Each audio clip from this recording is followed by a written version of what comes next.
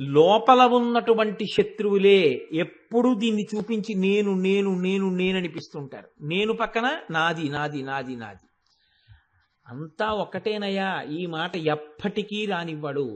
ఇది పోవాలంటే మహాత్ములతోడి సంగము వలన మాత్రమే పోతుంది తప్ప మామూలుగా పోవడం అనేటటువంటిది జరగదు. మీరు ఒక్కటి బాగా జ్ఞాపకం పెట్టుకోండి.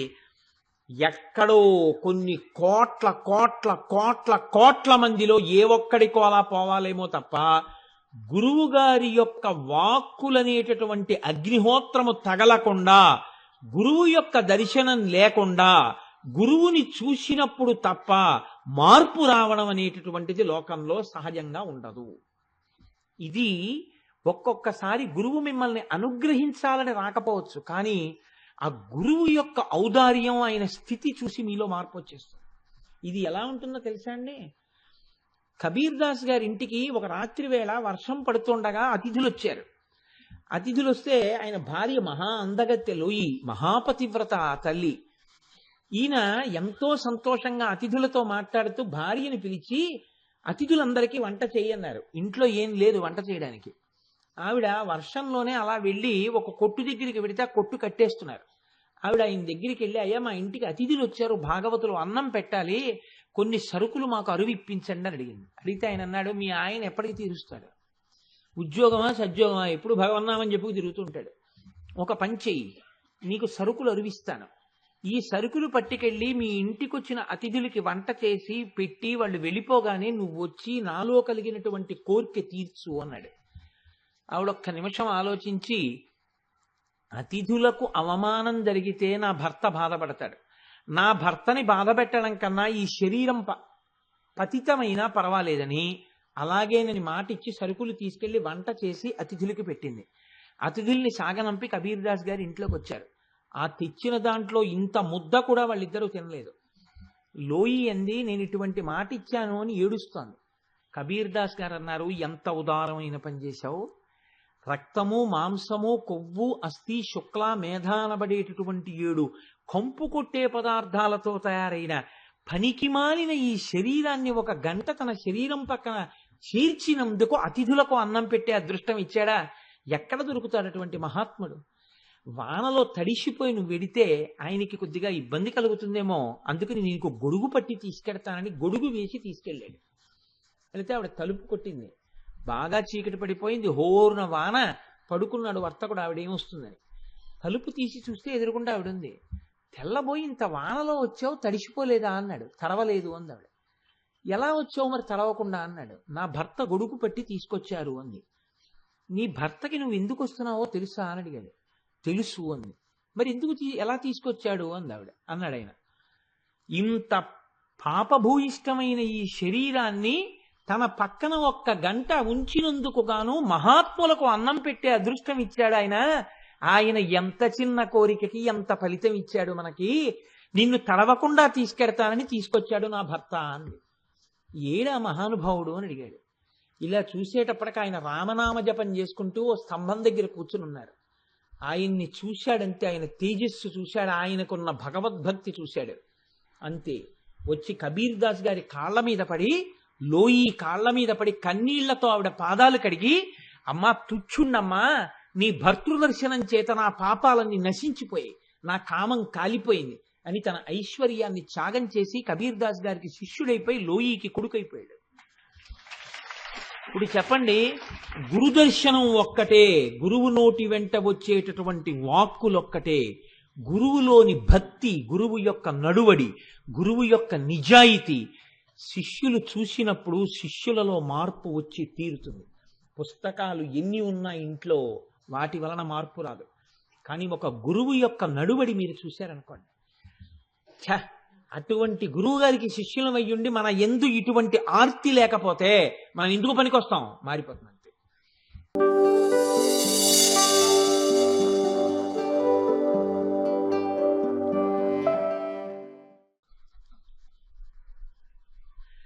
కామేశ్వర ముఖాలోక కల్పిత శ్రీ గణేశ్వర. ఈ నామం గురించి మీకు నేను నిన్న కొంత విజ్ఞాపన చేసి ఉన్నాను. మహాగణేశ నిర్భిన్న విఘ్నయంత్ర ప్రహర్షిత అంటారు. అంటే భండాసురుడు లలితాదేవి యొక్క సైన్యం కదలడానికి వీలు లేని రీతిలో జయవిఘ్నం అనేటటువంటి ఒక యంత్రాన్ని రచన చేసి దాన్ని అమ్మవారి సైన్యం ఉన్నటువంటి 8 దిక్కుల యందు నిక్షేపించి ఉంచితే అమ్మవారు ఆ విఘ్నాన్ని అధిగమించడం కోసమని మహాకామేశ్వరుడి వంక చూసి ఒక చిరునవ్వు నవ్వితే వారిద్దరి యొక్క చిరునవ్వుల కలయిక యందు ఆవిర్భవించినటువంటి 28 బీజాక్షరములకు మంత్రములకు అధిష్టాన దేవత అయినటువంటి గణేశ్వరుడు ఆ జయవిఘ్నం అనేటటువంటి యంత్రము చూర్ణమైపోయేటట్టుగా ఆయన తన శక్తిని ప్రసారం చేశారు. దాని వలన ఆ జయవిఘ్న యంత్రము భిన్నమైపోయింది. భిన్నమైపోతే అమ్మవారి సైన్యం అంతా కదలగలిగింది. అమ్మవారి సైన్యం కదలడమే విజయానికి ప్రారంభం. కాబట్టి ఇప్పుడు మహాగణేశ నిర్భిన్న విఘ్న యంత్ర ప్రహర్షిత, ఎప్పుడైతే ఆ జయవిఘ్న యంత్రము భిన్నమైందో చూర్ణమైందో అమ్మవారు ఆ వార్త విన్న వెంటనే చాలా ప్రసన్నురాలైంది, చాలా సంతోషించింది, చాలా ఆనందించింది. ఇది బాహ్యంలో చూసినప్పుడు గొప్ప విజయమే ఒక యుద్ధంలో. అలా అమ్మవారి సైన్యం కదలకుండా నిగ్రహించినటువంటి ఆ జయవిఘ్న యంత్రాన్ని ఆమె యొక్క కామేశ్వరుని యొక్క చిరునవ్వులలోంచి ఆవిర్భవించిన గణపతి శక్తి గెలవడం, దానివల్ల అమ్మవారి యొక్క సైన్యం కదలడం తల్లికి ఆనందదాయకమైన విషయము అనడంలో ఏమీ మనకి భిన్నాభిప్రాయం ఉండదు. కానీ ఆంతరమునందు దాన్ని ఎలా సమన్వయం అవుతుంది అంటే, నిన్నటి రోజున మీకు నేను విజ్ఞాపన చేసి ఉన్నాను, మనిషి జీవితానికి పరమ ప్రయోజనం ఏది అంటే కళ్యాణమే. కళ్యాణము అంటే జీవబ్రహ్మైక్య సిద్ధి.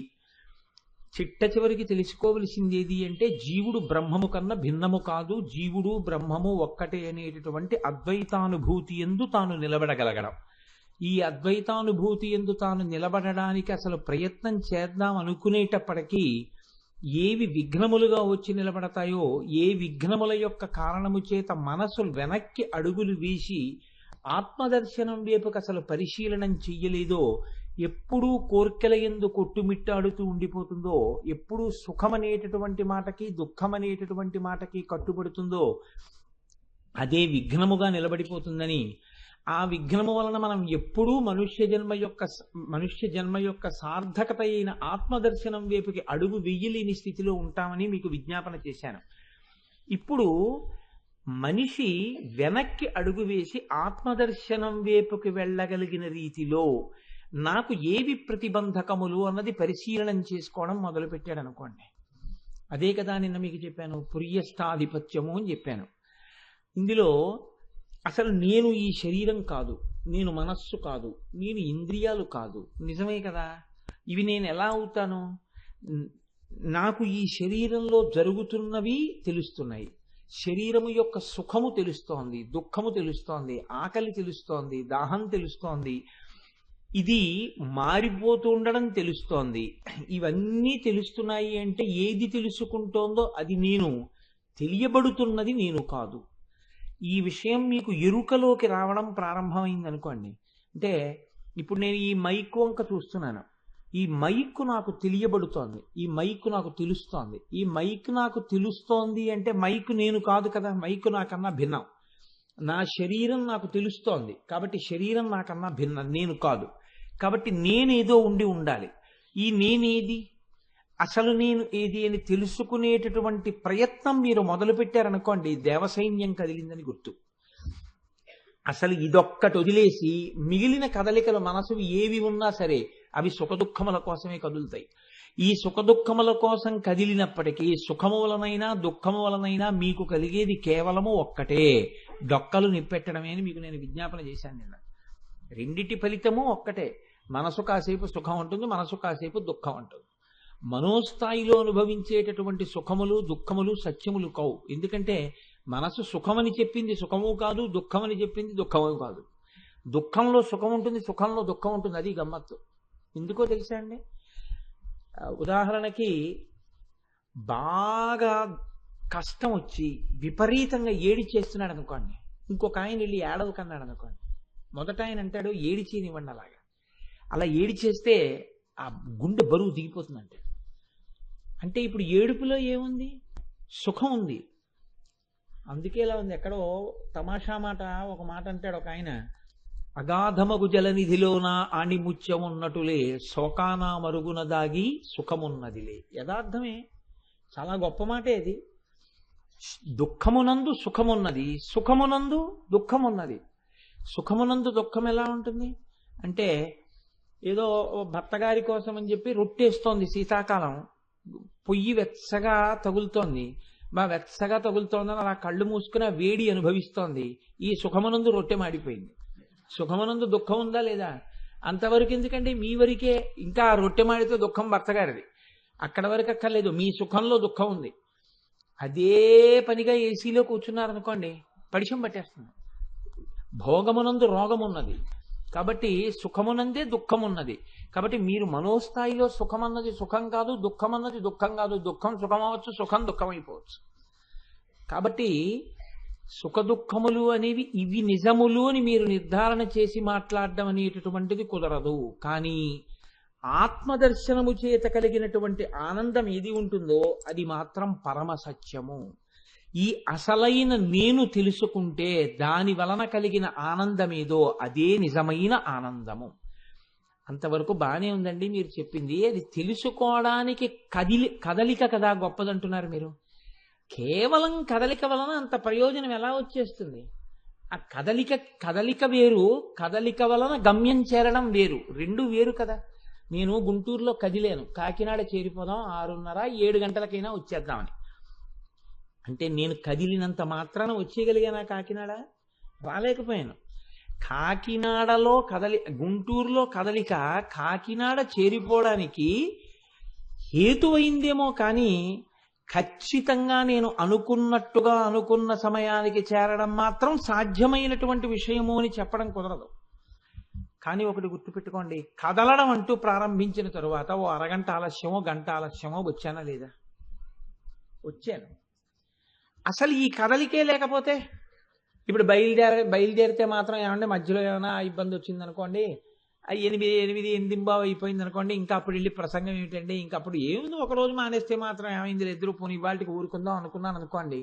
అంటే ఖచ్చితంగా అసలు కదలిక యందు విఘ్నమును అధిగమించలేకపోతే నీకు అమ్మవారి అనుగ్రహం లేదని గుర్తు లలితా సహస్రంలో. నీ కదలిక మొదలు పెట్టిన తరువాత విఘ్నమన్నది లేకుండా నువ్వు కూర్చుని ఉపన్యాసం ఒక్కనామైనా చెప్పావు అంటే విఘ్నాన్ని అధిగమించడం లలితాదేవి యొక్క అనుగ్రహం నీకు ప్రారంభం అయిపోయిందని చెప్తాను కదండి. ఏమి లేకపోతే ఈ ట్రాఫిక్ జాముకి తోడు కారు టైర్ కూడా పంక్చర్ అయిపోతే 9:30 ఎంతో అయిపోతుంది. అంటే అధిగమించలేకపోయాను అనమాట. అంటే ప్రయోజనం చేకు కార్యహంతి, అసలు సభ జరగలేదు.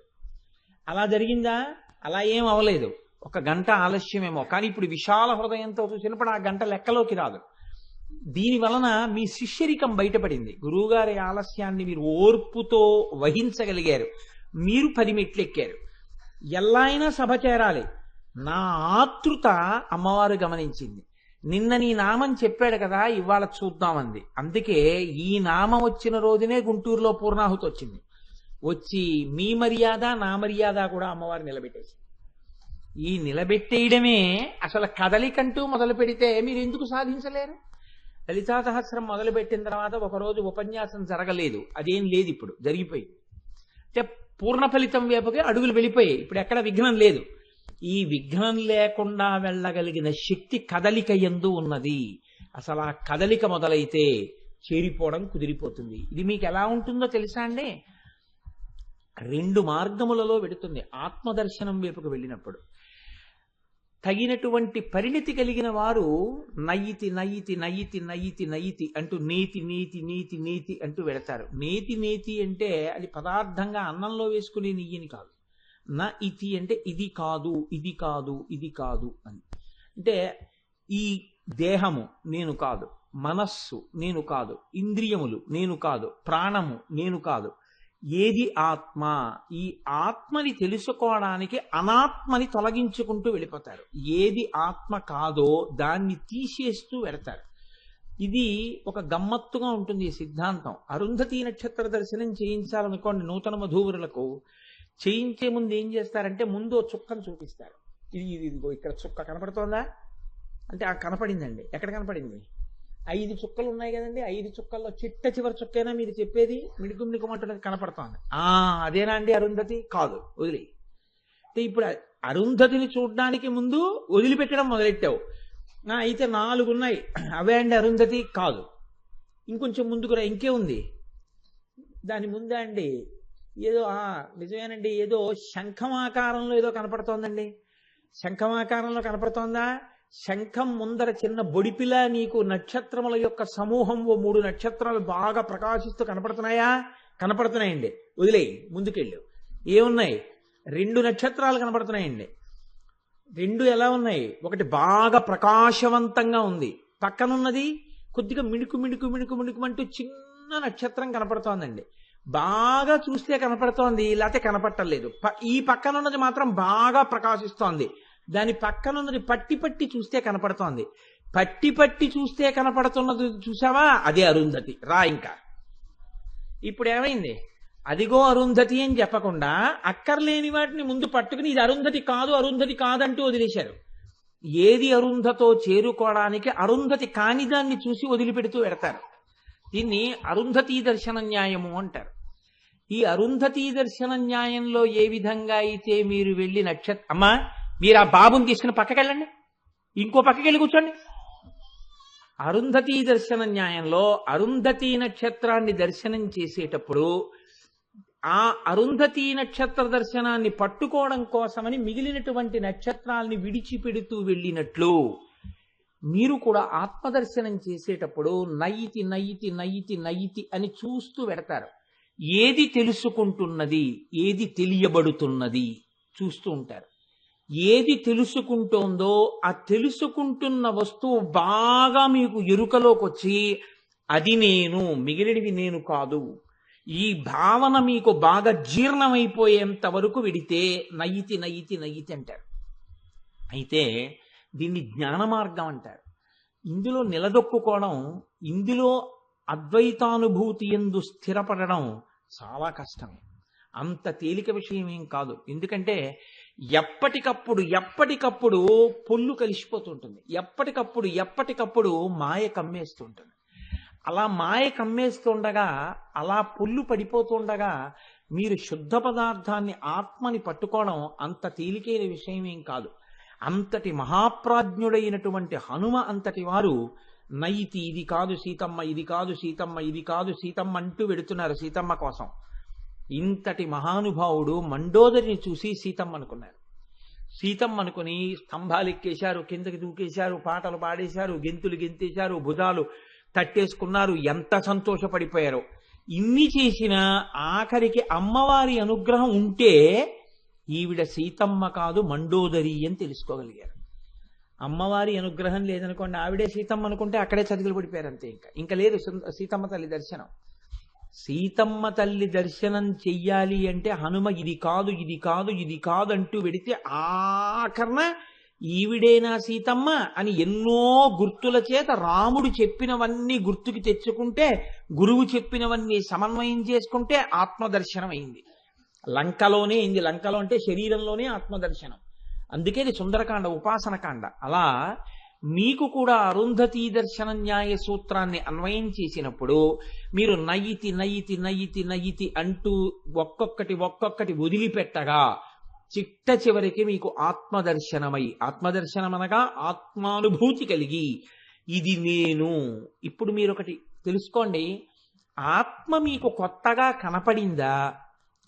ఆత్మ ఎక్కడి నుంచన్నా వచ్చి మీకు దర్శనమిచ్చిందా? మీలోనే ఉన్నటువంటి ఆత్మని గురించినటువంటి సత్యము మీకు ఎరుకలోకి వచ్చిందా? ఎరుకలోకి వచ్చిందంటే అది ఇంతకు ముందు లేక ఇప్పుడు కొత్తగా వచ్చింది కాదు సాక్షాత్కరించడానికి. ఇంతకు ముందు ఉంది. ఇంతకు ముందు ఉన్నది మీకు ఉన్నది అన్న అనుభవంలోకి లేదు. ఏది అసత్యమో అది ఉన్నట్టు కనపడింది, ఏది సత్యమో అది లేనట్టు అనిపించింది. అనాత్మ ఆత్మగా కనపడింది, ఆత్మ అనాత్మగా కనపడింది. ఇది ఉండనిది, ఉండని ఇది సత్యంలా కనపడింది. అసలు ఉన్నది అసలు లేదన్నట్టుగా అనిపించింది. మీరు బాగా పరిశీలనం చేశాక ఉన్నది ఉన్నట్టు సత్యం అర్థమైంది, అసత్యము అసత్యముగా తెలిసింది. సత్యము ఎరుకలోకి వచ్చింది తప్ప ఆత్మ కొత్తగా సాక్షాత్కరించదు. సాక్షాత్కరించడానికి అది ఇంతకు ముందు లేనిదైతే కొత్తగా రావాలి. అది ఇంతకు ముందు ఉన్నదే మీ ఎరుకలోకి రావాలి అంటే అజ్ఞానం పోవాలి. అజ్ఞానం పోవాలంటే మీరు జ్ఞాన మార్గంలో జాగ్రత్తగా ప్రయాణం చెయ్యాలి. దీనికి కొంత బుద్ధి వికసనం ఉండాలి, గురువుల అనుగ్రహం ఉండాలి, పరిశీలనాత్మకమైనటువంటి శక్తి ఉండాలి. ఇన్ని కలిసి వస్తే జ్ఞాన మార్గంలో ఆత్మవైపుకి అడుగులు వేస్తాడు. అక్కడ ఎక్కడా మీరు పొరపాటున ఏ పాడుగోతులో పడిపోకుండా వెడితే చిట్ట చివరికి అద్వైతానుభూతి. ఏమంటే అలా వెళ్ళడం ఎక్కడ కుదురుతుందండి? అంత తేలిక మాయ కమ్మీయకుండా ఉంటుందా మాకు? అలా అద్వైతానుభూతిలో అందరూ నిలబడిపోతే ఇంకా లోకంలో మాయా అన్న మాటకు అర్థం ఎక్కడుంది? కుదరదు కదండి. మరి ఎలాగా అంటే దానికి శాస్త్రం తేలిక మార్గం ఒకటి చెప్పింది. అది భక్తి మార్గము అంటారు, అంటే బింబారాధనము అంటారు. అంతటా నిండిపోయినటువంటి ఈశ్వరుడే ఆత్మ. ఆ ఆత్మకి ప్రతీకగా మీరేం చేస్తారంటే ప్రతీకోపాసనము. భగవంతుని యొక్క మూర్తి ఒకటి తెచ్చి మీ మందిరంలో పెట్టుకుంటారు. పెట్టుకుని మీరు పూజ మొదలు పెడతారు. పూజ మొదలు పెట్టగా పూజ యందు రమించగా భక్తితో ప్రార్థన చెయ్యగా కొంతకాలం అయిపోయిన తర్వాత మీకేం తెలుస్తుందంటే ఆయన అక్కడ లేడు, ఇక్కడ ఉన్నాడంటారు. ఎలా అంటారో తెలుసా అండి? మీరు రోజు ఇదే అంటుంటారు పూజలో మీకు తెలియకుండా జరిగేది అదే. కానీ మనం అలా చేస్తున్నామన్న విషయం కూడా మనకి తెలియదు. అది గమ్మత్తు. ముందు పూజ ఎలా మొదలవుతుందండి? ద్వైతంలో మొదలవుతుంది, రెండుగా మొదలవుతుంది. ఈశ్వరుడు వేరు, నేను వేరు. ఈశ్వరుడు ఎవరు? సింహాసనంలో ఉన్నాడు. నేనెవరు? ఓ పనికి మాలినవాడిని, ఇక్కడ ఉన్నాను. ఇప్పుడు అందుకే సంకల్పం అని ఒకటి వస్తుంది. నేనేం చేస్తున్నాను అంటే ఆత్రేయ గోత్రోద్భవస్య కోటేశ్వర శర్మనామధేయస్య ధర్మార్థ కామ మోక్ష చతుర్విధ పురుషార్థ ఫల సిద్ధ్యర్థం ఉమామహేశ్వర పూజాం కరిష్యే. నీళ్లు ముట్టుకున్నాను. నేను కోటేశ్వరరావుని, ఉమామహేశ్వరులకు పూజ చేస్తున్నాను. ఏరి ఉమామహేశ్వరులు? అదిగో సింహాసనంలో కూర్చుని ఉన్నారు. ఇప్పుడు ఇంకొక అడుగు ముందుకెడుతుంది పూజ. ఏమి నువ్వు వీళ్ళని ఎందుకు పూజ చేస్తున్నావు అంటే, వీళ్ళని పూజ చేస్తే వీళ్ళు నాకు ధర్మము, అర్థము, కామము, మోక్షము 4 నాకు ఇస్తారు. కాబట్టి ఆయన విశిష్టుడు, నేను హీనుణ్ణి, నేను తక్కువ వాణ్ణి, ఆయన నాకు ఇవ్వగలడు. అందుకని నేను ఆయన్ని పూజిస్తున్నాను. ఇప్పుడు ఆయన యొక్క పేర్లు చెప్తే ఏదో ఓం కేశవాయ నమః, ఓం నిధనపతాంతికాయ నమః, ఓం రాజరాజేశ్వర్యే నమః, ఇలా పేర్లు చెప్తూ పువ్వులేసి పూజ చేస్తారు. పూజ అంతా అయిపోయాక ఏం చేస్తారు? కూర్చుని పూజ చేసి నిలబడి మంత్రపుష్పం చెప్తారు. నిలబడి మంత్రపుష్పం చెప్పేటప్పుడు చేత్తో పువ్వు పట్టుకుని ఒక మాట చెప్తారు, నాణ్యపంధాయనాయ విద్యతే. అసలు ఈ ఈశ్వరుడి అనుగ్రహం పొందడానికి ఇంకో మార్గం లేదు, ఇదొక్కటే మార్గం అని చివర చెప్తారు. ఈ చివర మార్గం చెప్పేటప్పుడు ఏం చేస్తారు మీరు? అందులో ఉన్నాడు ఈశ్వరుడు అనరు, ఇక్కడే ఉన్నాడు ఈశ్వరుడు అంటారు. నీవారస్సూకవత్తన్వి పీతాభాస్వత్యనూపమ. వడ్డుగింజ యొక్క చివరి భాగంలో ఉండే ములుకు ఎంత ఉంటుందో అంత చిన్న ములుకంత వాడై ఇక్కడే ఉన్నాడు ఈశ్వరుడు. కాబట్టి ఇప్పుడు అక్కడున్నాడా ఈశ్వరుడు? ఇక్కడున్నాడా? ఇక్కడే ఉన్నాడు. ఇక్కడే ఉన్నాడు అన్న తర్వాత ఈశ్వరుడు గురించి వెతుకులాట ఎక్కడుంది? ఇక్కడే ఈశ్వరుడు ఉన్నాడు, మీలోనే ఉన్నాడు. మీరే ఈశ్వరుడై ఉన్నాడు, మీలోనే ఈశ్వరుడు ఉన్నప్పుడు ఇది పూజలో మెల్లమెల్లగా మీరు పెరిగే ప్రక్రియ. మనం రోజు అదే చేస్తున్నా మనం అది చేస్తున్నామని కూడా మనకి తెలియదు. అది విచిత్రం. అంత గమ్మత్తుగా, అంత అమాయకత్వంగా ఉంటుంది మన స్థితి. కానీ నేను మీకు ఒక ఉదాహరణ చెప్పాను అనుకోండి, మీరు పట్టుకోగలుగుతారు. మీరు కొంచెం జాగ్రత్తగా ఆలోచించండి. ఒక ఊళ్ళో ఒక పెద్దగా చదువుకోనటువంటి వ్యక్తి ఒక ఆయన ఉన్నాడు.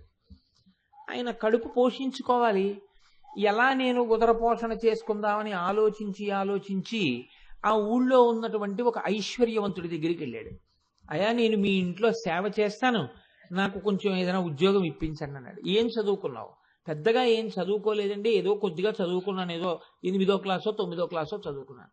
మంచిదే, అయితే ఈ పని చెయ్యి అని ఓ ఉద్యోగం ఇచ్చాడు ఆయన. అది ఏదో చిన్న నౌకరు ఉద్యోగం. ఇప్పుడు ఈ చేరినటువంటి నౌకరు తన పని అని యజమాని ఏది చెప్పాడో అది కాకుండా యజమానికి కావలసిన అన్ని పనులు చేసి పెడుతున్నాడు. ఇప్పుడు యజమాని ప్రీతి పొందాడు. ఎందుకు ప్రీతి పొందాడు? ఇతనితో పాటు చేరినటువంటి వేరొకరు తను ఇచ్చినటువంటి జీతానికి మాత్రమే పనిచేస్తాడు. ఈ నౌకరు జీతం కోసం పనిచేయడు, యజమాని కోసం పనిచేస్తాడు. అన్నీ అయ్యో అయ్యగారు సంతోషించాలి, అన్ని పనులు చేసేస్తుంటాడు. కాబట్టి ఇప్పుడు ఈ రెండో వాడికి జీతం ఇస్తాడు, ఇతన్ని మాత్రం ఏం చేస్తాడంటే తను తినే పదార్థంలో కొంత అతనికి పెడుతూ ఉంటాడు. ఒరే ఇది పట్టుకెళ్ళి తినరా అని కొంచెం ఇస్తూ ఉంటాడు. కొన్నాళ్ళు అయిపోయింది. ఇప్పుడు ఇంటి లోపలికి వచ్చి ఇంట్లో ఉన్న పనులన్నీ కూడా చేస్తాడు. యజమాని జేబులో ఉన్నటువంటి పర్సు కూడా పట్టుకుంటాడు.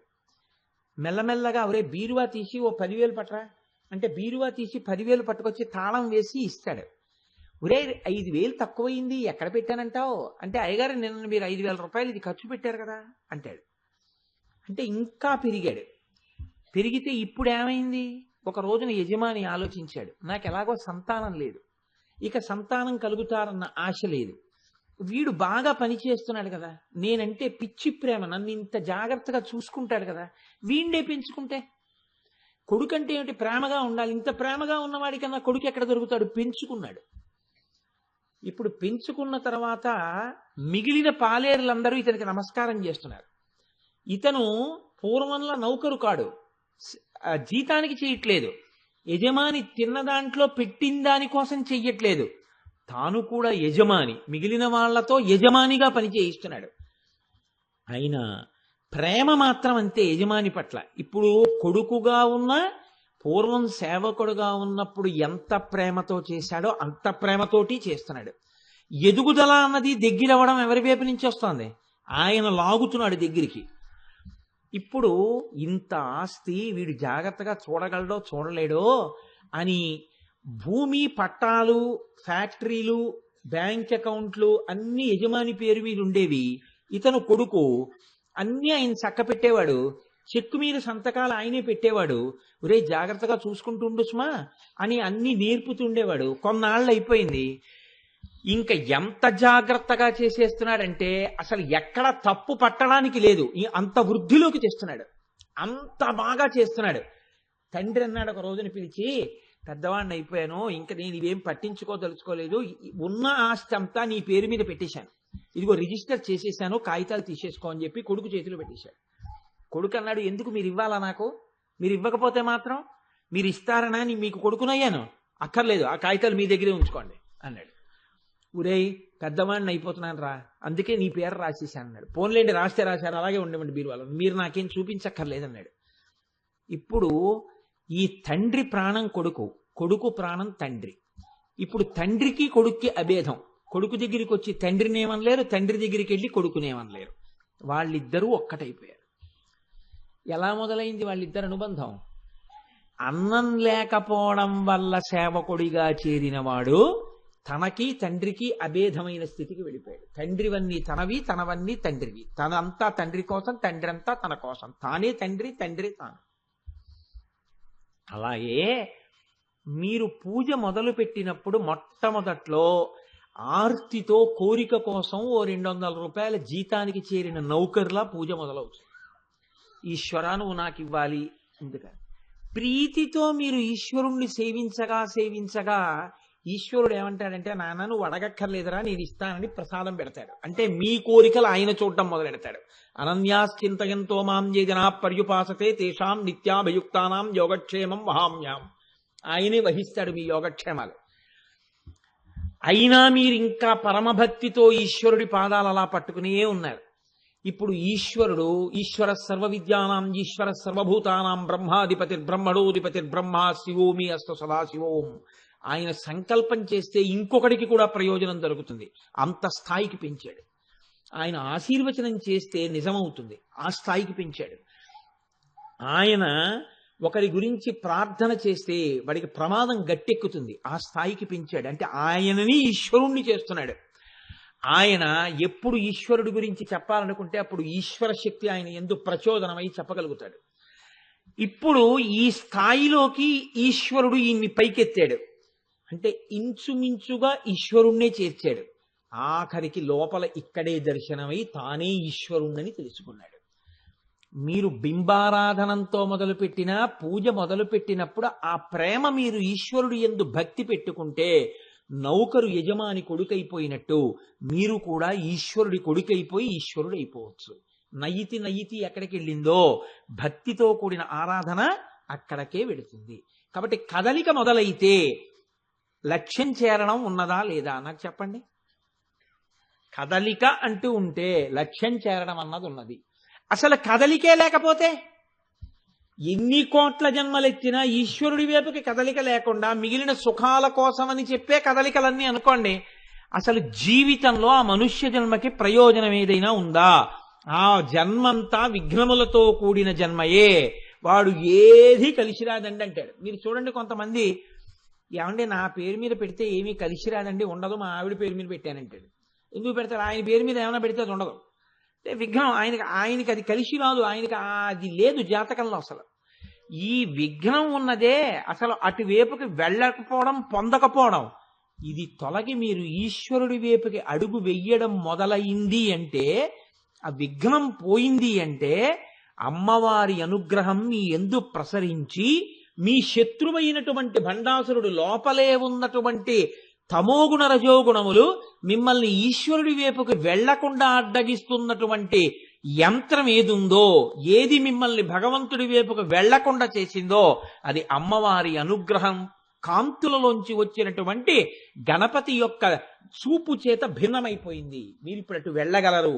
ఈ కదలిక లక్ష్యాన్ని చేర్చి తీరుతుంది. అది 6:30కి రావలసిన వాడు 8కి వచ్చినట్టు.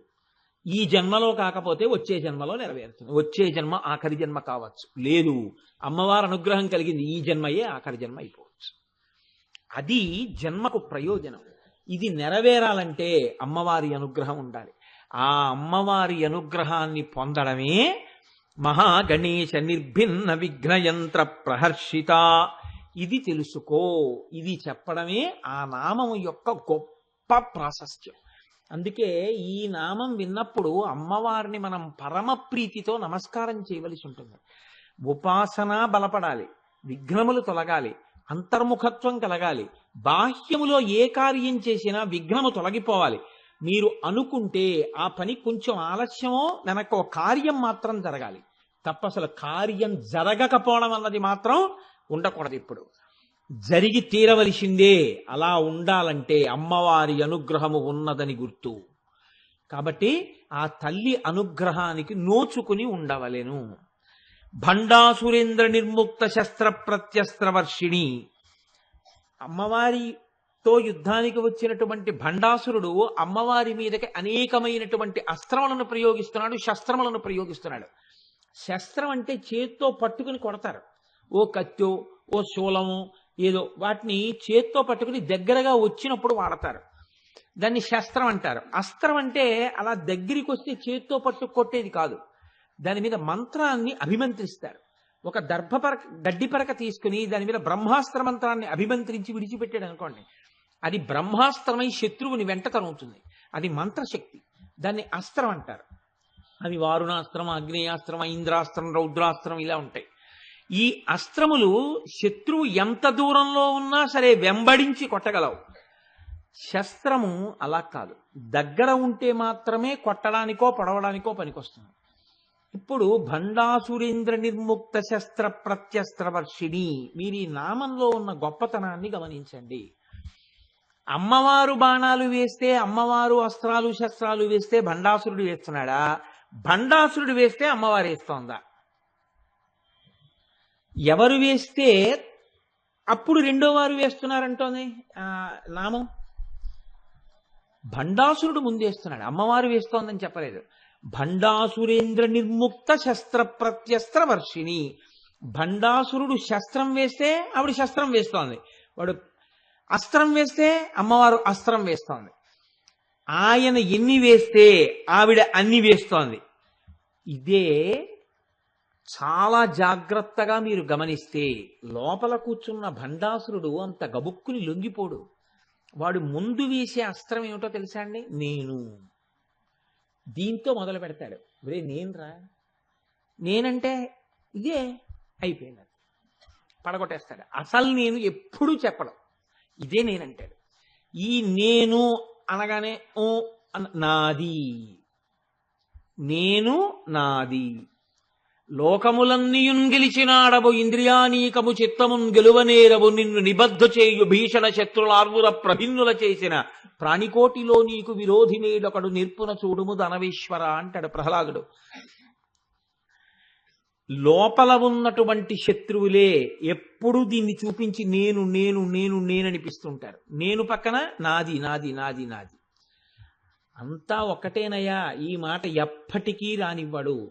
ఇది పోవాలంటే మహాత్ములతోడి సంగము వలన మాత్రమే పోతుంది తప్ప మామూలుగా పోవడం అనేటటువంటిది జరగదు. మీరు ఒక్కటి బాగా జ్ఞాపకం పెట్టుకోండి, ఎక్కడో కొన్ని కోట్ల కోట్ల కోట్ల కోట్ల మందిలో ఏ ఒక్కడికో అలా పోవాలేమో తప్ప గురువు గారి యొక్క వాక్కులనేటటువంటి అగ్నిహోత్రము తగలకుండా, గురువు యొక్క దర్శనం లేకుండా, గురువుని చూసినప్పుడు తప్ప మార్పు రావడం అనేటటువంటిది లోకంలో సహజంగా ఉండదు. ఇది ఒక్కొక్కసారి గురువు మిమ్మల్ని అనుగ్రహించాలని రాకపోవచ్చు, కానీ ఆ గురువు యొక్క ఔదార్యం, ఆయన స్థితి చూసి మీలో మార్పు వచ్చేస్తుంది. ఇది ఎలా ఉంటుందో తెలుసా అండి? కబీర్ దాస్ గారి ఇంటికి ఒక రాత్రి వేళ వర్షం పడుతుండగా అతిథులు వచ్చారు. అతిథులు వస్తే ఆయన భార్య మహా అందగత్తె లోయి, మహాపతివ్రత తల్లి. ఈయన ఎంతో సంతోషంగా అతిథులతో మాట్లాడుతూ భార్యని పిలిచి అతిథులందరికీ వంట చేయన్నారు. ఇంట్లో ఏం లేదు వంట చేయడానికి. ఆవిడ వర్షంలోనే అలా వెళ్ళి ఒక కొట్టు దగ్గరికి వెడితే ఆ కొట్టు కట్టేస్తున్నారు. ఆవిడ ఆయన దగ్గరికి వెళ్ళి, అయ్యా మా ఇంటికి అతిథులు వచ్చారు, భాగవతులు అన్నం పెట్టాలి, కొన్ని సరుకులు మాకు అరువు ఇప్పించండి అని అడిగింది. అడిగితే ఆయన అన్నాడు, మీ ఆయన ఎప్పటికి తీరుస్తాడు? ఉద్యోగమా సద్యోగమా ఎప్పుడు భగవన్నామని చెప్పు తిరుగుతుంటాడు. ఒక పని చెయ్యి, నీకు సరుకులు అరువిస్తాను, ఈ సరుకులు పట్టుకెళ్ళి మీ ఇంటికి వచ్చిన అతిథులకి వంట చేసి పెట్టి వాళ్ళు వెళ్ళిపోగానే నువ్వు వచ్చి నాలో కలిగినటువంటి కోరిక తీర్చు అన్నాడు. ఆవిడొక్క నిమిషం ఆలోచించి, అతిథులకు అవమానం జరిగితే నా భర్త బాధపడతాడు, నా భర్తని బాధ పెట్టడం కన్నా ఈ శరీరం పతితమైనా పర్వాలేదని అలాగే నేను మాటిచ్చి సరుకులు తీసుకెళ్లి వంట చేసి అతిథులకి పెట్టింది. అతిథుల్ని సాగనంపి కబీర్ దాస్ గారి ఇంట్లోకి వచ్చారు. ఆ తెచ్చిన దాంట్లో ఇంత ముద్ద కూడా వాళ్ళిద్దరూ తినలేదు. లోయి అంది, నేను ఇటువంటి మాట ఇచ్చాను అని ఏడుస్తోంది. కబీర్ దాస్ గారు అన్నారు, ఎంత ఉదారమైన పని చేశావు. రక్తము, మాంసము, కొవ్వు, అస్థి, శుక్ల, మేధ అనబడేటటువంటి 7 కంపు కొట్టే పదార్థాలతో తయారైన పనికిమాలిన ఈ శరీరాన్ని 1 గంట తన శరీరం పక్కన చేర్చినందుకు అతిథులకు అన్నం పెట్టే అదృష్టం ఇచ్చాడా? ఎక్కడ దొరుకుతాడు అటువంటి మహాత్ముడు? వానలో తడిసిపోయి నువ్వు వెడితే ఆయనకి కొద్దిగా ఇబ్బంది కలుగుతుందేమో, అందుకని నీకు గొడుగు పట్టి తీసుకెడతానని గొడుగు వేసి తీసుకెళ్ళాడు. వెళితే ఆవిడ తలుపు కొట్టింది. బాగా చీకటి పడిపోయింది, హోరున వాన. పడుకున్నాడు వర్తకుడు ఆవిడేమొస్తుందని. తలుపు తీసి చూస్తే ఎదురుకుండా ఆవిడుంది. తెల్లబోయి, ఇంత వానలో వచ్చావు, తడిసిపోలేదా అన్నాడు. తడవలేదు అంది ఆవిడ. ఎలా వచ్చావు మరి తడవకుండా అన్నాడు. నా భర్త గొడుగు పట్టి తీసుకొచ్చారు అంది. నీ భర్తకి నువ్వు ఎందుకు వస్తున్నావో తెలుసా అని అడిగాడు. తెలుసు అంది. మరి ఎందుకు ఎలా తీసుకొచ్చాడు అంది ఆవిడ. అన్నాడు ఆయన, ఇంత పాపభూయిష్టమైన ఈ శరీరాన్ని తన పక్కన 1 గంట ఉంచినందుకు గాను మహాత్ములకు అన్నం పెట్టే అదృష్టం ఇచ్చాడు ఆయన. ఆయన ఎంత చిన్న కోరికకి ఎంత ఫలితం ఇచ్చాడు మనకి. నిన్ను తడవకుండా తీసుకెడతానని తీసుకొచ్చాడు నా భర్త అంది. ఏడా మహానుభావుడు అని అడిగాడు. ఇలా చూసేటప్పటికి ఆయన రామనామ జపం చేసుకుంటూ ఓ స్తంభం దగ్గర కూర్చుని ఉన్నారు. ఆయన్ని చూశాడంతే, ఆయన తేజస్సు చూశాడు, ఆయనకున్న భగవద్భక్తి చూశాడు. అంతే వచ్చి కబీర్ దాస్ గారి కాళ్ళ మీద పడి, లోయి కాళ్ల మీద పడి కన్నీళ్లతో ఆవిడ పాదాలు కడిగి, అమ్మా తుచ్చుండమ్మా, నీ భర్తృదర్శనం చేత నా పాపాలన్నీ నశించిపోయాయి, నా కామం కాలిపోయింది అని తన ఐశ్వర్యాన్ని త్యాగం చేసి కబీర్ దాస్ గారికి శిష్యుడైపోయి లోయికి కొడుకైపోయాడు. ఇప్పుడు చెప్పండి, గురుదర్శనం ఒక్కటే, గురువు నోటి వెంట వచ్చేటటువంటి వాక్కులొక్కటే, గురువులోని భక్తి, గురువు యొక్క నడువడి, గురువు యొక్క నిజాయితీ శిష్యులు చూసినప్పుడు శిష్యులలో మార్పు వచ్చి తీరుతుంది. పుస్తకాలు ఎన్ని ఉన్నా ఇంట్లో వాటి వలన మార్పు రాదు, కానీ ఒక గురువు యొక్క నడువడి మీరు చూశారనుకోండి, అటువంటి గురువు గారికి శిష్యులం అయ్యుండి మన ఎందు ఇటువంటి ఆర్తి లేకపోతే మనం ఎందుకు పనికొస్తాం? మారిపోతుంది అంతే. గురువుని బట్టే శిష్యులు ఉంటారు. ఆ గురువు సరి అయిన గురువు లభించడం, ఒక మహాత్ముడు లభించడం, ఆ నేను నాది విరిగిపోతాయి. విరిగిపోయి ఈశ్వరాభిముఖం అయిపోతుంది. ఇలా ఈశ్వరాభిముఖం అయిపోతే నేను నాది అన్న బాణాలు ఈయన వేస్తుంటే అమ్మవారి అనుగ్రహం కలిగిందని గుర్తేమి? అంతటి భక్తి తత్పరుడైనటువంటి ఒక గురువు మీకు జీవితంలో దొరకడమే, అటువంటి ఒక మహాత్ముడితో మీకు సంగము కలగడమే, దాని వలన మీలో మార్పు అమ్మవారు తీసుకురావడమే భండాసురేంద్ర నిర్ముక్త శస్త్ర ప్రత్యస్త వర్షిణి. దీనికి ఎలా ఉంటుంది అంటే, ఆ స్థితిని పొందినటువంటి గురువు ఎవరుంటాడో ఆయన ఎన్నడూ ఉద్వేగమును పొందేటటువంటి వాడై ఉండడు.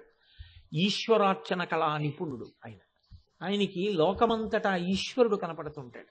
అందుకని ఉద్వేగము పొందవలసినటువంటి సందర్భంలో కూడా ఉద్వేగము పొందకుండా మనశ్శాంతిగా ఉంటాడు. ఎందుకని? నేను ఉద్వేగం పొందితే అయిపోతాయా? ఈశ్వరానుగ్రహం ఉంటే అవుతాయి. ఆయన ఉద్వేగము పొందడు, ఆయన ఉద్వేగము పొందడు కాబట్టి ఆయన వలన లోకము ఉద్వేగము పొందదు, ఎప్పుడూ శాంతిగానే ఉంటాడు. నేను మీకు ఇది చెప్పవలసి వస్తే వాక్యంగా చెప్తే అంత బాగుండదేమో. మీకు నేను ఒక ఉదాహరణ చెప్తాను. చంద్రశేఖరేంద్ర భారతీ స్వామి వారిని శృంగగిరి పీఠానికి మహానుభావులు పీఠాధిపత్యం చేశారు. మహాపురుషుడు, మహాజ్ఞాని. ఏకకాలమునందు కంచికి చంద్రశేఖరేంద్ర సరస్వతి, శృంగగిరికి చంద్రశేఖరేంద్ర భారతి ఇద్దరూ పీఠాధిపత్యం వహించారు. చంద్రశేఖరేంద్ర భారతీ స్వామి వారు ఒకనకొకప్పుడు చంద్రమౌళీశ్వరారాధన చేస్తున్నారు. చేస్తుంటే శిష్యులు కూర్చుని ఉన్నారు. ఒక్క ఆంతరంగిక పరివారంలో ఉన్నవారు మాత్రం లోపల కూర్చుని అభిషేక ద్రవ్యాలు అందిస్తూ ఉంటారు. వేదం మంత్రం చదివే వాళ్ళు బయట కూర్చుంటారు, శిష్యులు కూర్చుంటారు. ఎక్కడో బుస్ బుస్ అని శబ్దం వినపడుతోంది. ఏమిటని ఈ అభిషేక పదార్థాలు అందిస్తున్నటువంటి వ్యక్తి ఇలా చూశాడు. అక్కడ ఉన్న కన్నంలోంచి నల్లటి ఇంత త్రాచుపాం ఒకటి లోపలికి పాకొస్తోంది. అతను అభిషేక ద్రవ్యాన్ని అందించడం మరిచిపోయి అలా నిలబడిపోయాడు. నోరు తెరిచి గట్టిగా ఏమైనా అందామా? పీఠాధిపతి ఏమీ అనకపోతే పాము వచ్చేస్తోంది ఆయన వైపుకి. ఏం చెయ్యాలో తెలియక అలా ఉండిపోయాడు. ఆయన అభిషేకం చేసేశారు. ఈ ఖాళీ పాత్ర ఇచ్చి ఈ పాత్ర అందుకోవాలి. అతను అలా ఉండిపోయి ఉన్నాడు. ఇలా చూశారు. ఏమిటి ఇలా ఉండిపోయాడు? అతనికి బాహ్యస్ఫురణ లేదు, అటే చూస్తున్నాడు. ఎటు చూస్తున్నాడని ఇలా చూశారు. పాము వచ్చేస్తోంది. ఇతను ఇంకా అని అరవబోయాడు. అన్నారు. ఆగిపోయాడు. మీరు బాగా గమనించండి. శిష్యుడు ఉద్వేగమును పొందుతున్నాడు, గురువు ఏ ఉద్వేగమును పొందలేదు. ఈ పాలపాత్ర చేతితో తీసుకుని సర సర సర సర వచ్చేస్తోంది నాగుపాం. ఇలా చేయి చాపి ఆ పాల గిన్నె అలా పెట్టారు. ఆ పాము వచ్చి పడగ ఎత్తి అందులో ఉన్నటువంటి పాలనన్నిటినీ తాగేసింది. తాగేసి ఒక్కసారి పడగ ఇలా పైకెత్తి ఇలా తిరిగి చంద్రశేఖరేంద్ర భారతీ స్వామి వంక చూసింది. ఇలా తిరిగి చంద్రమౌళీశ్వర లింగాన్ని చూసింది. తల వంచి మళ్ళీ ఏ కన్నంలోంచి వచ్చిందో ఆ కన్నంలోంచి బయటకు వెళ్ళిపోయింది. ఆయన గిన్నె అక్కడ పెట్టేసి ఇంకో పాత్ర తీసుకుని శివలింగానికి అభిషేకం చేశారు. భగవద్గీతలో ఒక మాట చెప్తారు ఇలాంటి మహాపురుషుల గురించే. యస్మాన్నో ద్విజతే లోకో లోకాన్నో ద్విజతే చయ హర్షామర్ష భయోద్వేగై ముక్తో యః సచమే ప్రియ. తాను ఉద్వేగమును పొందడు కనుక తన చుట్టూ ఉన్న వాళ్ళని కూడా ఉద్వేగమునకు లోను చెయ్యడు.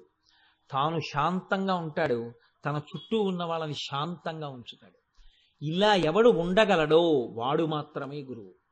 తప్ప తాను కంగారు పడిపోయేవాడు, అవతల వాళ్ళని కంగారు పెట్టేసేవాడు, తాను కంగారులో తిట్టేసేవాడు, అవతల వాళ్ళని దెబ్బలాడేస్తూ ఉండడం, మళ్ళీ పిలిచి క్షమించండి అంటూ ఉండడం, ఎప్పుడూ తప్పులే చేస్తూ ఉండడం, ఎప్పుడూ ఉద్వేగానికి లోనైపోతూ ఉండడం. ఉద్వేగం ఎందుకు వచ్చేస్తుంది? నేను చేస్తున్నానని ఓ తాపత్రయం ఉంటే. ఈశ్వరుడు చేస్తున్నాడు, ఈశ్వరుడు చేయించుకుంటున్నాడు అంటే నీకెందుకు ఉద్వేగం? ఆయన అనుగ్రహం ఉంటే జరుగుతుంది. ఆయన అనుగ్రహం కలగకపోతే నీకు ఇంకొకసారి అమ్మా నాకు ఆ అనుగ్రహాన్ని కల్పించు, నన్ను ఆ స్థాయికి తీసుకెళ్ళని ఒక ప్రార్థన చేయండి. కాబట్టి ఉద్వేగం ఎందుకు? కాబట్టి ఉద్వేగము ఎవరికి ఉండదో వాడు తాను శాంతంగా ఉంటాడు, ఇతరులను శాంతముగా ఉంచుతాడు.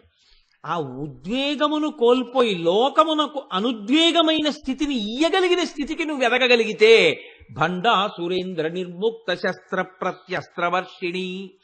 ఇక్కడి నుంచి వచ్చేటటువంటి బాణాలకే అమ్మవారు బాణాలు వేసి నీలో ఉన్న ఉద్వేగాన్ని అనుద్వేగంగా మారుస్తుంది, నీలో ఉన్న దుర్గుణాల్ని సుగుణాలుగా మారుస్తుంది. లోపల నుంచి భండాసురుడు దుర్గుణాల్ని ప్రేరేపిస్తాడు, అమ్మవారి బాణాలు వేసి సుగుణాలుగా మారుస్తుంది.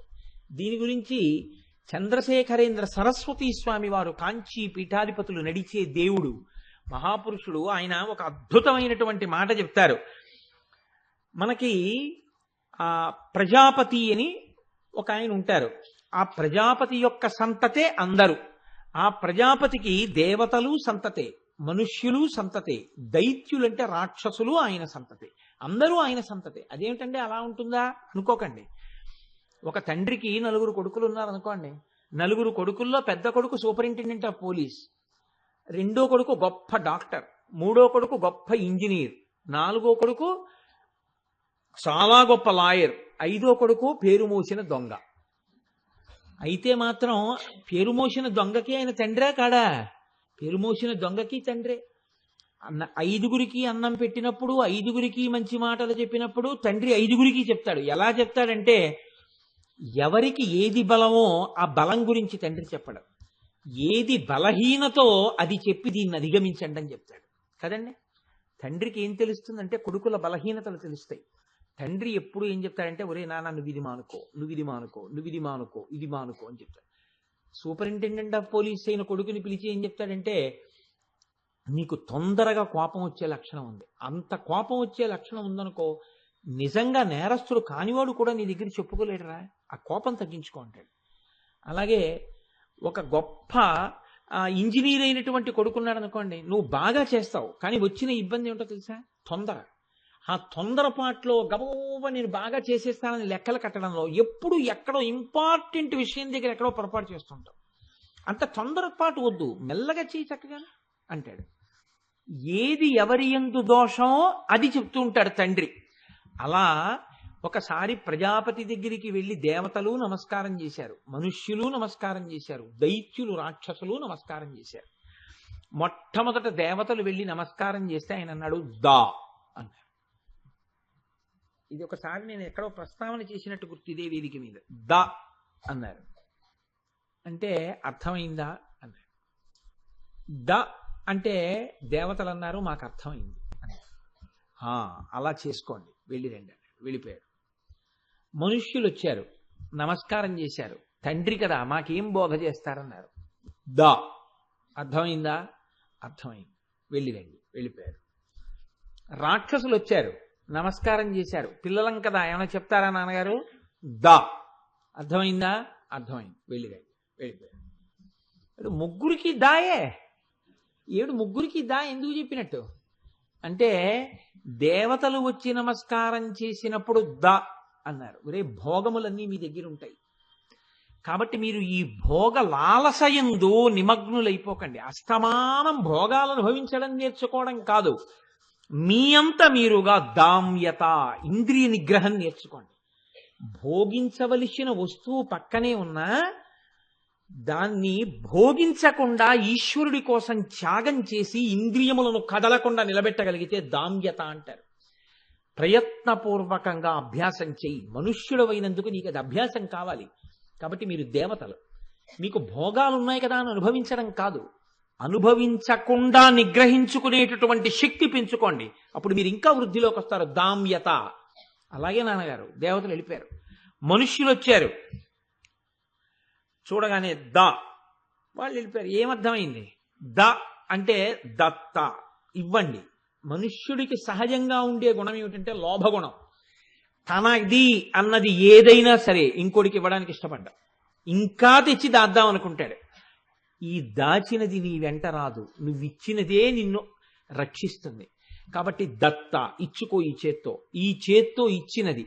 నీలో ఉన్న విద్య ఏదైనా సరే లోభగుణమునకు వశం కాకూడదు. మేఘము సముద్రములో ఉన్న ఉప్పు నీటిని తాగి తీపి నీటిగా మార్చి తెచ్చి వర్షించినట్టు నీకున్నది ఒకరికి పెట్టినప్పుడు, ఒకరికి ఇచ్చినప్పుడే సార్థకత పొందుతుంది. అందుకని నువ్వు లోభగుణాన్ని గెలిచి మనుష్యులు కనుక దానగుణం నేర్చుకోండి. అలాగే వాళ్ళు వెళ్ళిపోయారు.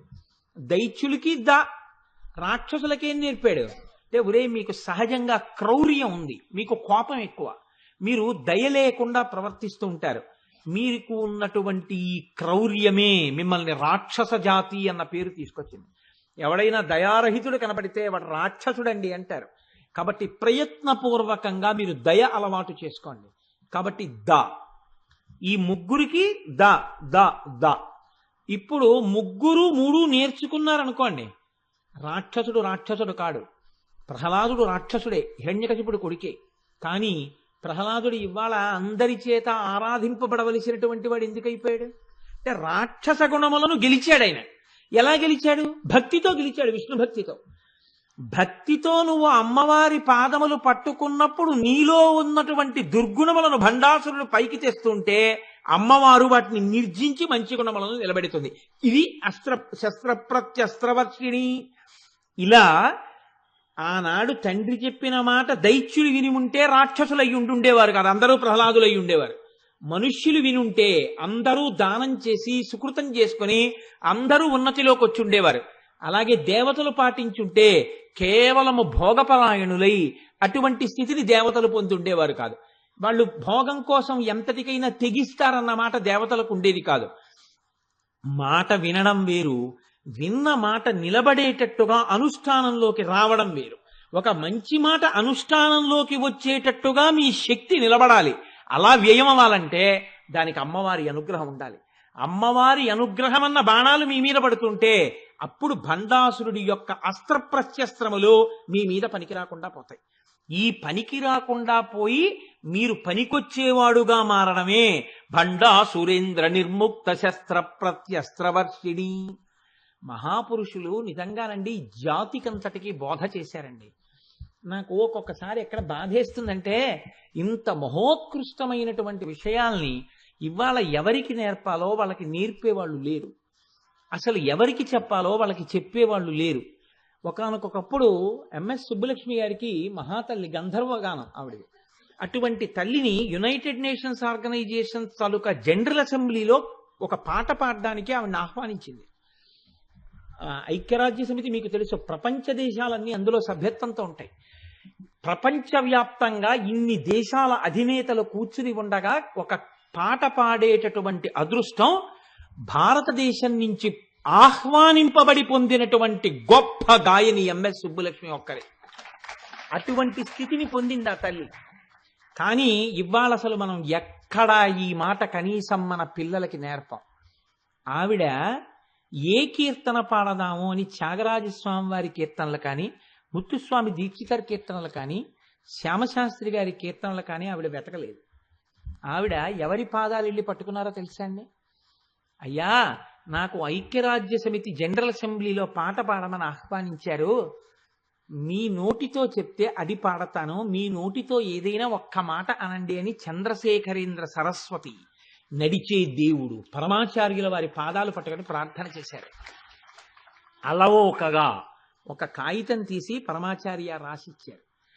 నిజంగా ప్రతి స్కూల్లో పిల్లలందరికీ దీని గురించి చెప్పి పిల్లలు పాడి పిల్లలు నేర్చుకునేటట్టు చేస్తే ఒక పరమాచార్యుల వారి నోటి వెంట ప్రపంచ దేశాల సందేశం పాటగా ఎంఎస్ సుబ్బలక్ష్మి గారికి రాసిచ్చారు ఆయన.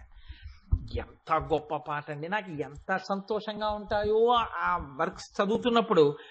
మైత్రీం భజత కిల హృజ్యేత్రీం ఆత్మవదేవ పరానపి పశ్యత యుద్ధం త్యజత స్వార్థాం త్యజత త్యజత పరేష్వక్రమమాక్రమణం. అలవోకగా ఇచ్చేశారండి ఆయన పెన్నుతో రాసి.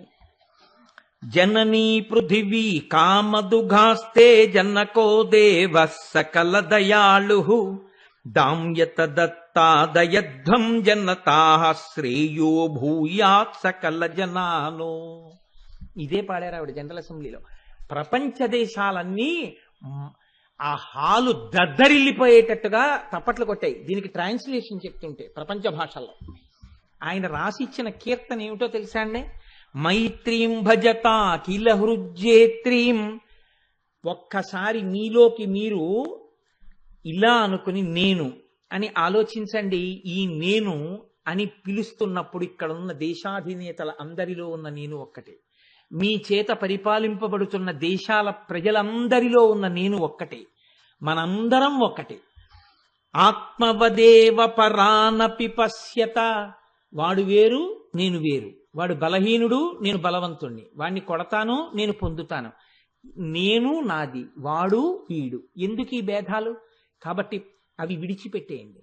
అందరిలో ఉన్న ఒక్క నేనుని చూడండి, మనందరం ఒక్కటే అని గుర్తించండి. యుద్ధం త్యజత. నన్ను నేను ఎలా కొట్టుకుంటాను? నా కుడి చెయ్యి నా ఎడం చెయ్యిని కొట్టదుగా. మనందరం ఒక్క నేనుకి చెందిన వాళ్ళం అయితే మనం ఎందుకు దెబ్బలాడుకోవాలి? అసలు మనందరం ఒక్క నేనుకే చెందినటువంటి వాళ్ళం. ఒక్క చెట్టు యొక్క కొమ్మలం, ఒక్క చెట్టు యొక్క ఆకులం, ఒక్క చెట్టు పళ్ళం, ఒక్క పరాశక్తి బిడ్డలం. మనం ఎందుకు దెబ్బలాడుకోవడం? అంటే యుద్ధం త్యజత, యుద్ధాన్ని వదిలిపెట్టండి.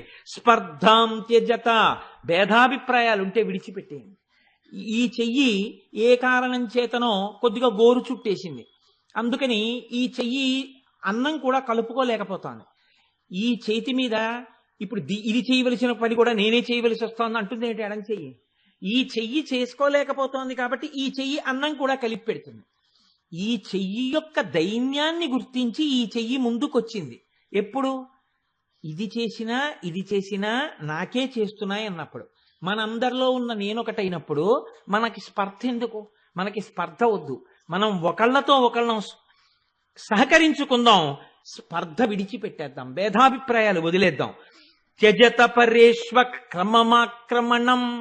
అంతా ఒక్క నేనైతే మీది నాది అని లేవుగా, అంతా ఉన్నది అందరిది అయినప్పుడు, అందరిది అయినప్పుడు దాని మీద నేను, నా దాని మీద మీరు, నేను నాది మీది మీరు లేనప్పుడు ఒకరి మీద ఒకరం దండయాత్ర చేసుకోవడం ఎందుకు?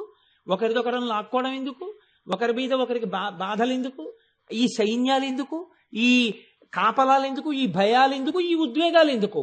ఇవేం వద్దు. ఈ నేను నాది విడిచేద్దాం, మనందరిది, మన తల్లి అందాం. మరి ఈ భూమి అంటే జననీ పృథివీ, ఎక్కడ ఎవరుంటే అక్కడ ఆ పృథివీ వారికి తల్లి. వారికి తల్లి అయినప్పుడు అందరికీ నేనైనప్పుడు, అందరిలో ఉన్న నేను ఒక్కటైనప్పుడు అమెరికా అయినా నాకు తల్లి, భారతదేశం అయినా నాకు తల్లి. మాతృమూర్తి మీద ప్రేమ అని పేరు పెట్టి నా అమ్మని నేను గౌరవించుకుని మీ అమ్మగారి పట్ల అమర్యాదగా ప్రవర్తిస్తే మీకు బాధ కలగదా? ఏ అమ్మ బాధపడినా ఆ కొడుక్కి బాధే అయినట్టు అమ్మ అన్న భావన చేత అన్ని దేశాలని అమ్మగా చూద్దాం. అందరూ అమ్మే కాబట్టి అన్ని దేశమాతలు ఒక్క తల్లి, పృథివీ జనని. కాబట్టి ఆ తల్లికి నమస్కారం చేద్దాం.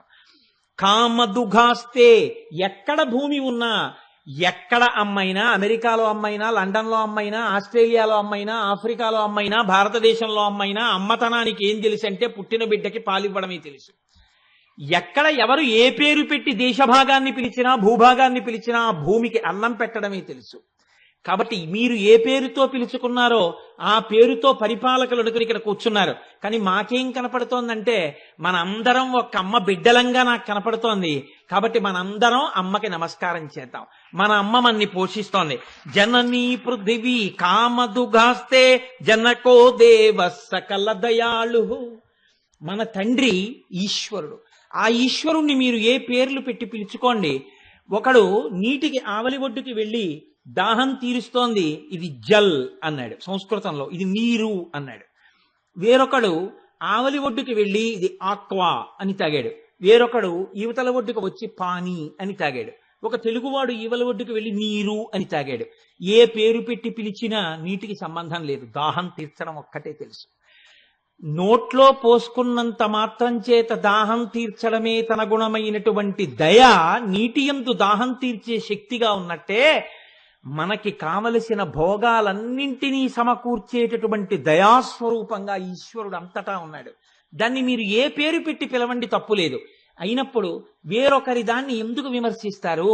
అసలు నిజంగా పరమాచార్య మాటలు చెవికెక్కితే ఇంకొకళ్ళ మతాన్ని విమర్శించవలసిన పని ఎందుకు వస్తుంది? అందులో వాళ్ళని ఇందులో చేర్చుకోవాలన్న తాపత్రయం ఎందుకు వస్తుంది? ఒక శ్లోకం కూడా చేత కాకుండా ఇంకోళ్ళ మతాలను విమర్శించగలిగినటువంటి సాహసాలు ఎందుకు వస్తాయి? ఎవడి మతానికి వాడు కట్టుబడి ఉంటాడు. ఇంతటి తెంపరితనాలు బయలుదేరుతున్నాయంటే అసలు లోపల మనోవికాసం లేకపోవడం దానికి కారణం. ఎంత గొప్ప కీర్తన చేశారో చూడండి పరమాచార్య. కాబట్టి జననీ పృథివీ కామదుఘాస్తే జనకో దేవ సకల దయాళు. ఆయన ఇది జనరల్ అసెంబ్లీలో పాడుతున్నారు కాబట్టి కంచి కామాక్షి దేవత అనలేదు. జనకో దేవ సకల దయాళు. దేవహ ఈశ్వరుడు. మీరు ఏ పేరు పెట్టి పిలుచుకోండి, మాకేం అభ్యంతరం లేదు. ఏ పేరు పెట్టి పిలిస్తే నీరు మీ దాహం తీర్చలేదు, ఏ పేరు పెట్టి పిలిస్తే అగ్నిహోత్రం మీకు వేడినివ్వలేదు. మీరు ఏ పేరు పెట్టి పిలిచినా ఈశ్వరుడు మీ కోర్కెలు తీర్చడానికి దయాళువై సిద్ధంగా ఉన్నాడు. కాబట్టి అటువంటి తండ్రి, అటువంటి తల్లి. కాబట్టి ఆ తల్లి తండ్రి ఏడుస్తారు మనం దెబ్బలాడుకుంటే. ఒక తల్లిదండ్రుల బిడ్డలు వాళ్ళ ఎదురుగుండానే కొట్టుకుంటుంటే, బలమున్నవాడు బలం లేని వాడిని చంపేస్తుంటే, బలమున్నవాడు బలం లేని వాడిది లాక్కు తినేస్తుంటే, పెద్దవాళ్ళైపోయిన తల్లిదండ్రులు న్యాయం చెప్పలేక చెప్పిన మాట వినేవాడు లేకపోతే తల్లిదండ్రులు ఏడుస్తారు. బిడ్డలుగా అది మనకి గొప్పతనమా? వద్దు. అందుకని మనం మన తల్లిదండ్రులు సంతోషించాలంటే నేను ముందు చెప్పింది పాటిద్దాం. మైత్రీ భజత కిల హృజ్జేత్రీం ఆత్మవదేవ పరానపి పశ్యత యుద్ధం త్యజత స్వర్ధం త్యజత త్యజత పరేష్వక్రమమాక్రమణం. నాకు చెప్పండి, ఇది సనాతన ధర్మం యొక్క గొప్పతనం. ఒక పరమాచార్య అలవోకగా యునైటెడ్ నేషన్స్ జనరల్ అసెంబ్లీలో పాట కెడుతున్నానంటే ఇలా కాగితం తీసి రాసిచ్చేశారు సంస్కృతంలో. ఇది పాడితే జనరల్ అసెంబ్లీ మారుమోగిపోయింది తప్పట్లతో. ప్రపంచ భాషల్లోకి తర్జుమా చేసి చెప్తుంటే ఈ కీర్తనని. అటువంటి కీర్తన వచ్చింది నా జాతి నుంచే. సనాతన ధర్మాన్ని నిక్కచ్చిగా పాటించిన మహాపురుషుల నోళ్లలోంచి వచ్చాయి. వాళ్ళు ఎన్నడూ ఈ ప్రసాదం మాది తినండి, ఈ ప్రసాదం మాది కాదు కాబట్టి తినకండి, ఈ మాట సనాతన ధర్మంలో లేదు. లోకా సమస్తా సుఖినో భవంతు. లోకమంతా సంతోషంగా ఉండాలి. లోక కళ్యాణము కొరకు, విశ్వశాంతి కొరకు ఏది చేసినా తప్ప కొంతమంది కొరకు ప్రార్థనలు, కొంతమంది కొరకు పూజలు, కొంతమంది కొరకు మాత్రమే పెట్టడాలు, ఇవి పెట్టుకున్న వాళ్ళు వాళ్ళ అయి ఉండడాలు, ఇంకోటి ప్రసాదం మీరు పుచ్చుకోవాలండాలు నా జాతికి తెలియదు. అంత గొప్ప జాతి, అంత గొప్ప సనాతన ధర్మం ఇది. భండా సురేంద్ర నిర్ముక్త శస్త్ర ప్రత్యస్త్రవర్షిణి, ఈ స్థాయికి ఎదగడం. అయితే నా బాధల్లా ఏమిటంటే, ఇన్ని పనికిమాలినవి నేర్పే స్కూళ్లలో ఏ ఒక్క స్కూల్లోనైనా మన ఎంఎస్ సుబ్బలక్ష్మి గారు మన దక్షిణ భారతదేశం నుంచి వెళ్ళారు. ఇటువంటి తల్లి ఒకనాడు యునైటెడ్ నేషన్స్ జనరల్ అసెంబ్లీలో పాడారని, ఇంతటి ఒక మహాపురుషుడు దీన్ని రచన చేశాడని, అలవోకగా కాగితం తీసి రాశారని ప్రపంచ దేశాలన్నీ చప్పట్లు కొట్టాయని. నిజమే, ఆ రోజున వాళ్ళందరూ కదిలిపోయి ఇంకొకటి చర్చించలేక కౌగిలించుకుని వెళ్ళిపోయారు సభలోంచి. మా స్వామి నోటి వెంట వచ్చిన కీర్తన ప్రపంచ దేశాధినేతల మనసుల్ని తిప్పేసిందంతే 8 చరణాలతోటి. ఈ కీర్తన మన పిల్లలకి ఏ స్కూల్లోనైనా మనం నేర్పుతున్నామా? ఏ ఒక్క స్కూల్లోనైనా నేర్పుతున్నామా? ఏ ఒక్క స్కూల్లోనైనా దీని మీద చర్చ ఉందా? ఏ ఒక్క స్కూల్లోనైనా దీన్ని పాడించి దీని అర్థాన్ని ప్రతిరోజు చెప్పి దీన్ని ప్రార్థనా గీతంగా మనం తీసుకున్నామా? అసలు మన పిల్లలకి ఈ కీర్తన ఒకటి పరమాచార్య చేశారని కూడా మనకి తెలియదు. ఈ స్థితిలో మనం ఉన్నాం. ఈ స్థితిలో పడిపోయి ఉండడమే భండాసురుడి బాణాలు మన మీద పడ్డాం. అటువంటి ఉన్నాయని తెలుసుకుని రమించగలగడం అమ్మవారి బాణాలు పడ్డాం. దాని యందు నిలబడగలిగితే, ఆ ఔదార్యం పెరిగితే, ఆ విశాల హృదయం పెరిగితే, ఆ మనో వికసత్వం వస్తే, ఆ వికసనము చేత నువ్వు ఉదారుడవై అందరి యొక్క క్షేమాన్ని కోరుకోవాలి. అజ్ఞానమును మన్నించాలి తప్ప ఎవ్వరు పాడైపోవాలని నువ్వు కోరకూడదు. అందరూ బాగుపడాలని కోరుకో. ఎంత గొప్ప కీర్తన చేశారు చూడండి. ఇది ఎవరు అమ్మవారయ్యారో వారు చెయ్యగలరు. ఆయన ఆరాధించి ఆరాధించి అమ్మవారైపోయారు. ఇందాక నేను చెప్పిన ఉదాహరణల అటువంటి మహాపురుషుల నోటి వెంట వచ్చిన కీర్తన ఇది భారత జాతికి దక్కిన గౌరవం. మన కామకోటి పీఠాధిపతులు చంద్రశేఖరేంద్ర సరస్వతి స్వామి వారు నడిచే దేవుడు మా తండ్రి చేసిన కీర్తన. కాబట్టి నాకు పొంగు ఇటువంటివంటే. కాబట్టి చూడండి, ఈ స్థితిని పొందితే ఆనాడు మీ మీద అమ్మవారి బాణాలు పడ్డట్టు. లోపలి బాణాలకి గురి అయిపోవడం గొప్పతనం కాదు, ఆ బాణాలకి ఎదురు బాణాలు పడే అవకాశం ఒకటి మీరు ఇవ్వాలి. ఇటు నేను ఉండను అటు ఎడతానంటే కదా మిమ్మల్ని రక్షించి అటువైపు బాణాలు పడ్డాం. ఇటు బాగుందని కూర్చుంటే అమ్మవారు ఎందుకు వేస్తుంది బాణాలు? వెయ్యదు. కాబట్టి ఇటు కాదు అటు వెడదామన్న స్పృహ ఉండాలి. ఇటు కాదు అటు వెడదామని ఇప్పుడు అంటావు అంటే దానికే మన పెద్దలు ప్రార్థన అన్న మాటని అనుసంధానం చేశారు. నీ పాద కమల సేవయు నీ పాదార్చకులతోడి నెయ్యము నితాంతాపార భూతదయ్యు తాపసమందార నాకు దయసేయగదే. ఈ మాట చెప్పడమే అమ్మా నేను నీ సైన్యంలోకి వచ్చేస్తానమ్మా అని అడగడం, అమ్మా నీ బాణాలు నా మీద పడాలమ్మా అని అడగడం. నీ పాద కమల సేవయు, అమ్మా నాకెప్పుడు కావలసింది ఏమిటంటే నీ పాద కమలములను సేవించేటటువంటి శక్తి కావాలి.